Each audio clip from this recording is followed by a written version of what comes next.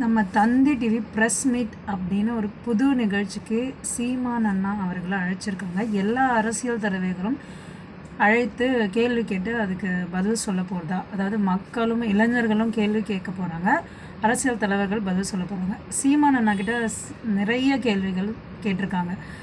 திரு ரஜினி அவர்கள் பற்றி, கமல், விஜயகாந்த், இந்த மாதிரி எல்லாத்த பற்றியும், கிரிக்கெட்டு, காதல், இயற்கை விவசாயம், ஏஐ, ஜாதி, மதம், ஆணவ கொலை, அதை பற்றி. எனக்கு ரொம்ப பிடிச்சது பார்த்திங்கன்னா, 60 வருஷமாக இருக்கிற மக்களை காலி பண்ணுங்கிற, ஆனால் 2.5 ஏக்கரால் ஆளுக்கு நீ 3 சமாதியை கட்டுவ அப்படின்னு அதுக்கு பதில் சொல்லியிருப்பார் ஆக்கிரமிப்புக்காக. அது எனக்கு ரொம்ப பிடிச்சிருந்தது.